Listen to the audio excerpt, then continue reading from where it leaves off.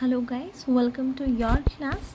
Today we are going to read second part of our chapter 4, Landscape of the Soul. So let us start.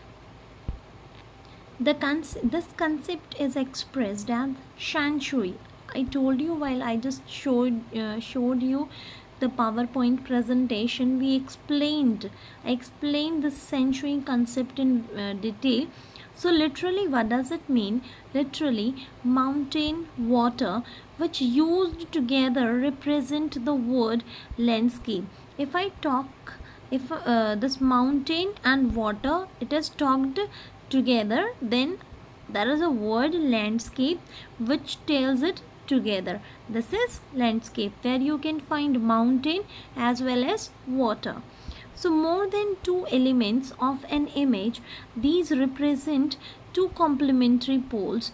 These two are complementary poles, means basic poles, important poles, reflecting the Taoist view of the universe. The mountain is yang. According to Shan Shui concept, the mountain is expressed as yang, reaching vertical. Now understand it. This is mountain. Okay, so this is vertical and this is horizontal. Okay, so this is mountain which is stood vertical towards heaven. So this is towards heaven. Here is our heaven, that upside. So towards heaven, stable. The mountain is stable, warm, of course it is warm, and dry in the sun. While water is yan. Horizontal, you can see water is horizontal. Water cannot stand like this vertical, it can't be. Okay, so water is horizontal and resting on the earth. It is resting on the earth. Fluid, it is fluid, liquid shape में होता है. Moist, it has moisture होता है इसके अंदर, and it is cool. The basic nature of water is it's cooling.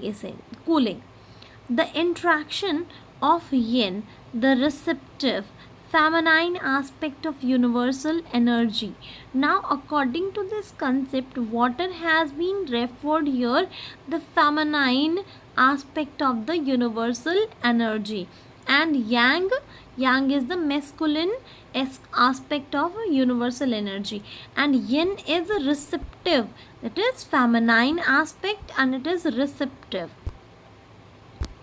So yang, active and masculine, is of course a fundamental notion of Taoism, which is often overlooked as an essential third element. Here this yang, which is mountain, is an active and masculine aspect of universal energy, which is overlooked as essential third element. The middle point where their interaction takes place, this can be compared with the yogic practice of pranayama. So this is mountain and this is water. So the void space where this attraction is taking place is called what is it is called? This is yogic practice of pranayama. Breathe in, retain, breathe out. Breathe in, सांस लीजिए, retain, उसको थोड़ी देर अंदर रखिए, and then breathe out. The suspension of breathe is void. जो suspension है, आपने सांस अंदर लिया फिर उसको बाहर निकाला. जब आपने सांस अंदर लेके और बाहर निकाल दिया तो क्या हुआ कि अंदर void हो गया, अंदर क्या हो गया, खाली हो गया. सो void where meditation occurs, हमारे अंदर कुछ स्पेस होता है where this meditation occurs. The middle void is essential, और जो ये middle void है ये essential है. Nothing can happen without it. You have two jars. Just understand it through this practical. You have two jars. Okay, one is, both are half filled. Okay, and when you want to merge it, you just do one thing. आप इसका पानी इसके अंदर डालो. अब देखो दोनों के अंदर स्पेस है तो यहाँ का पानी इस ग्लास के पानी के अंदर जा सकता है. अगर यहाँ पे हमारे पास स्पेस ही नहीं होगा, अगर दोनों ही हमारे पास जो ग्लासेस होंगे वो फुल ऑफ वाटर होंगे, स्पेस ही नहीं होगा, तो इंट्रैक्शन कहाँ होगा, कहाँ एक दूसरे को ये चीज़ें एडजस्ट होंगी। तो ये जो वॉइड है वही रिस्पॉन्सिबल है जिसकी वजह से योगिक प्रैक्टिस यानी मेडिटेशन हो पाता है।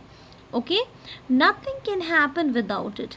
Hence, the importance of the white unpainted space in Chinese landscape. And in the same way, you have seen that Chinese painting. So you might have noticed that white space in Chinese painting in Chinese landscape.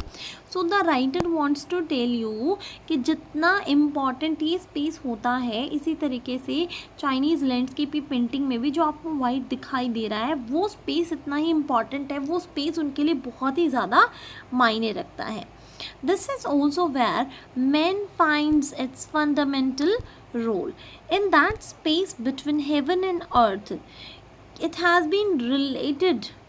It is related with the divine powers, divinity, and the humanity. He becomes the conduit of communication between both poles and of the universe. Now the writer wants to say that man क्या है? What is man? Man is a mediator. Mediator है किस किस के बीच में mediator है? Both the poles, heaven and earth. This is earth and this is heaven. तो मैन क्या है? Man is the intermediate in the man in the medium. वो यहाँ इसका और इससे कनेक्शन करवाता है। Okay, so is essential even if it's not only suggested, far from being lost or oppressed by the lofty peaks. He is the Francis Chang's wonderful expression, the eye of the landscape. Here this extract has been taken from this wonderful, the eye, a wonderful creation, the eye of the landscape. So here the writer is focusing over the importance of man in this universe.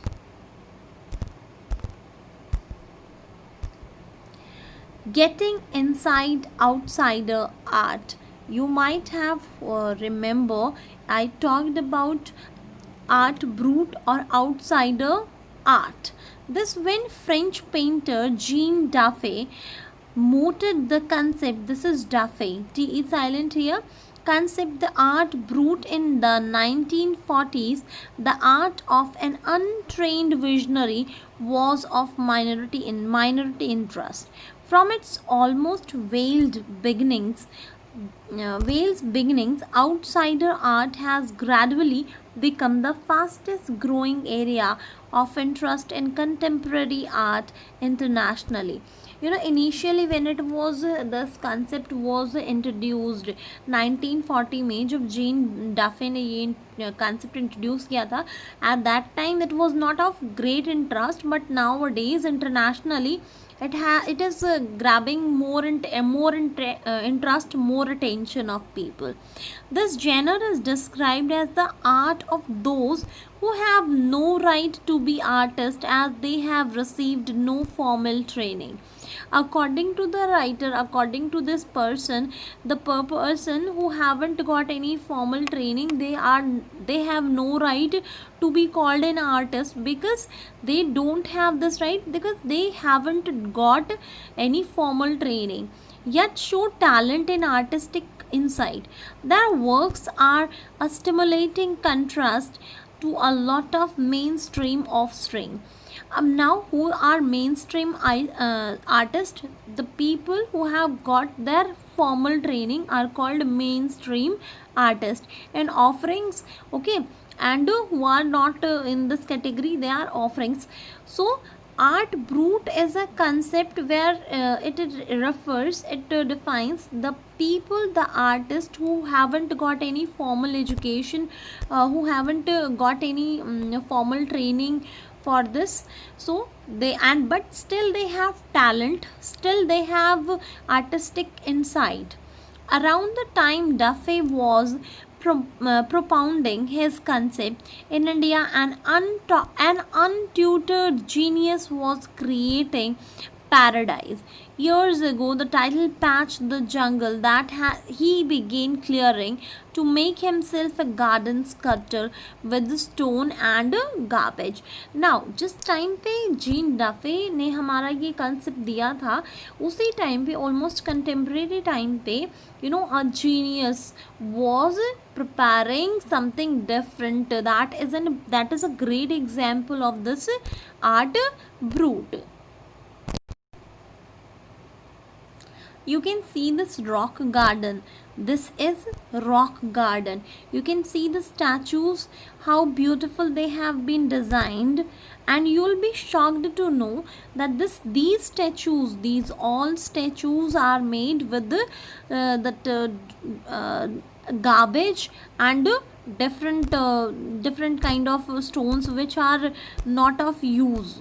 Okay, recycled material is known to the world today as the rock garden. This garden is made of recycled material, and this is situated where it is at Chandigarh. Its 80 years old creator director Nek Chand is now hailed as India's biggest contributor to outsider art.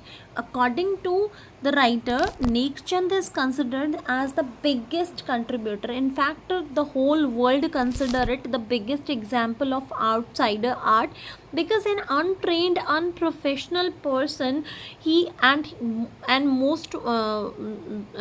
most important thing is he was 80-year old. He was old enough and unprofessional, untrained person who created this rock garden and with the recycled material and garbage. The 50th issue, spring 2005 of Raw Vision, a UK-based magazine pioneer in outsider art publication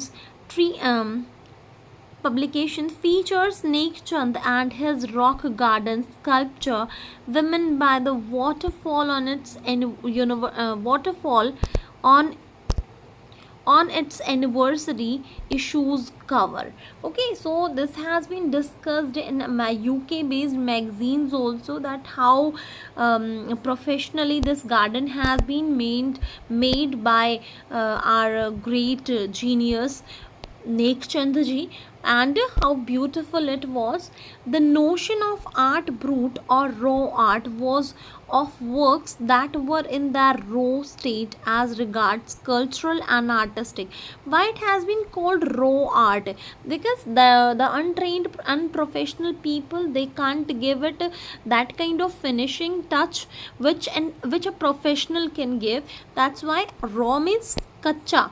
okay तो वो जो art है वो उतनी finish नहीं हो पाती, finish up नहीं हो पाती, उसको टच अप नहीं मिल पाता जितना एक प्रोफेशनल दे पाता है. That's why this is called a raw art. Because but after looking at rock garden this concept does not suit it. So influences, artistic influences, anything and everything from a tin to a sink to a broken down car could be material for a work of art. This anything can be proper for a work of art. An artist, you can't imagine what an artist can imagine. So you will be shocked what amazing thing can be made with waste with best out of waste. You might have heard about it. हम drawing में ये सब चीज़ें करते हैं कि हम best कैसे बना सकते हैं वेस्ट मटेरियल को यूज़ करके. Something neck Chand has taken to dizzying heights, recognize his art as an outstanding testimony of the difference a single man can make. He lives his dream. Okay, a single man can make differences. He has proved. एक इंसान जिसने outsider art की definition change करके रख दी, एक इंसान जिसने rock garden को बना के ये साबित कर दिया that one man can make difference. It doesn't need an army, only one man can make a difference. The Swiss Commission for UNESCO will be honoring him by way of a European exposition of his works. The 5-month interactive show Realm of Nature, beginning October, will be held at leading museums at Switzerland. Now, see, this text, when it was written, it was almost 16 to 19 years back. So that's why this future tense has been used here. You might have noted it down that somewhere we will be has been used. Okay, so it is because it was at that time when it was written, at that time it was considered in future tense, but now for us it is a past. So avoid this, don't pay attention on future tense. For us it is would be.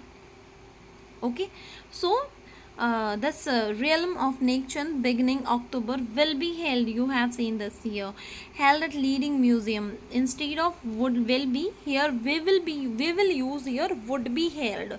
Okay, Belgium, France and Italy, the biggest reward is walking through the garden and seeing people enjoy my creation, Nation say.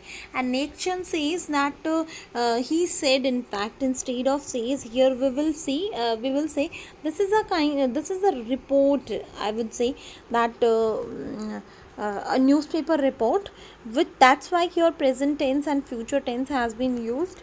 But according to Nek Chand, the thing which gives him great joy is the people enjoy visiting rock garden and they appreciate the art. That is the biggest thing. So with it, dear, your chapter is done, and now we are going to discuss our question answers. So thank you, have a nice day.